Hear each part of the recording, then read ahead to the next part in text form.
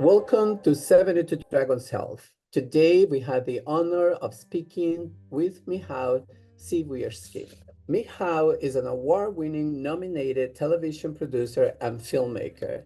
He has a passion for content that has an impact on people. Michal has over 16 years of experience on advertising and marketing in the US, South and Central America, and many other countries. Michal produced the documentary film Food Choices, among other documentary films.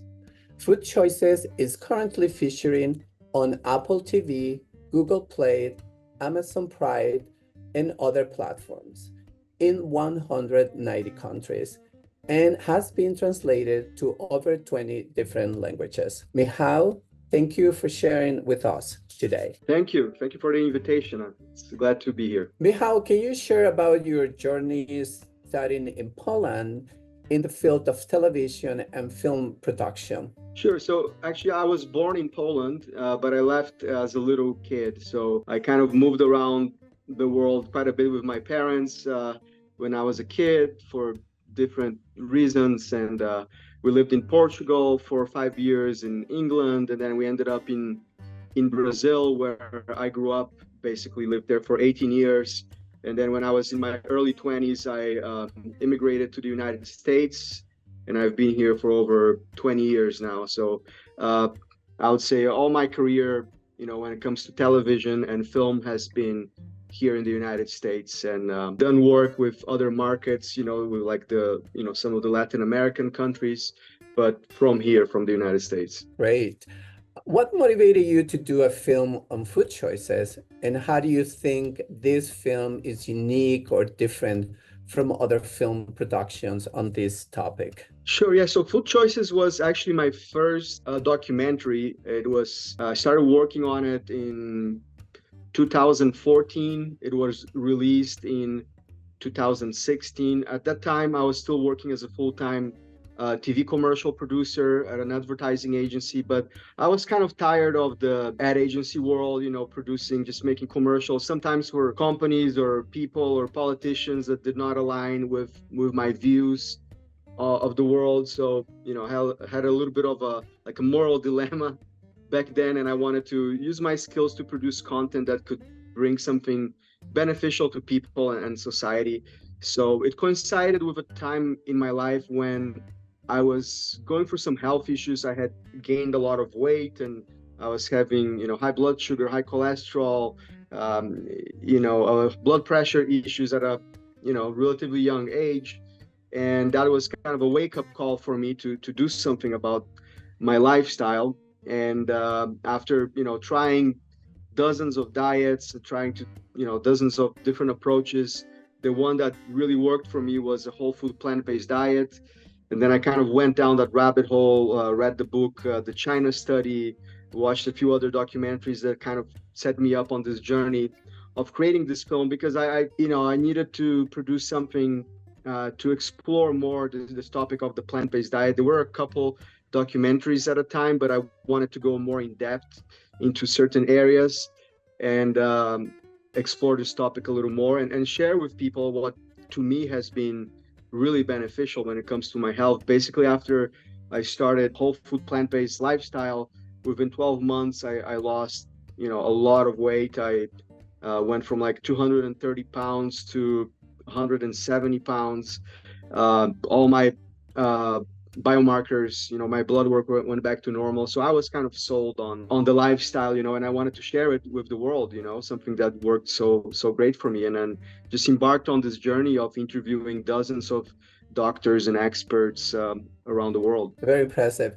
Now you have a passion for films that have an impact on people.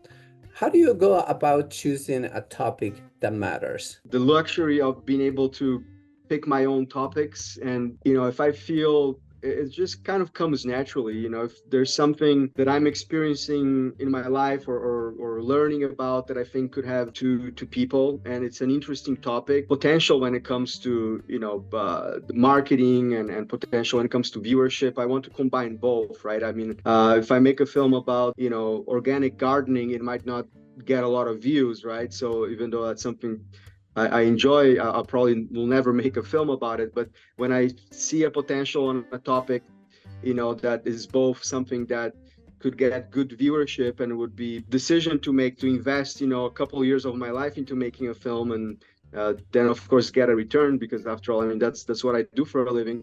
But also that can bring a benefit to society. That's kind of my motto. If it's something that can benefit people's lives in any way, then I'll produce it. If not, if it's just kind of something empty, or that doesn't benefit people or the society, then I'm less interested in spending my time and effort producing it. Thank you. What is one of your film productions you are the most proud of? Yeah, so I've produced 5 films since Food Choices, but Food Choices is still kind of it was my first film, and I a big kind of leap in my life to jump into the film industry, and I have a lot of kind of affection for that project. It was very special, and it changed my life in many ways. So I would say that's probably the project that I'm the most proud of to this day. Yeah, it's an impressive film. Are Thank there you. any new projects you are working on or coming up in the near future? Yes, we just finished a documentary called Longevity Hackers, which is about the longevity and anti-aging industry. It talks about a lot of the very interesting technologies when it comes to longevity and life extension. It gives the viewers an overview of the industry and the very exciting things that are coming up that could potentially extend people's lives to unheard of new levels, and also talks about things that people can do today to help them live healthy long enough to take advantage of these new technologies in the near future. So that's a film that we just finished. We're now working on distribution, so it should be out within a couple of months. I believe still this year, 2024, it will be available.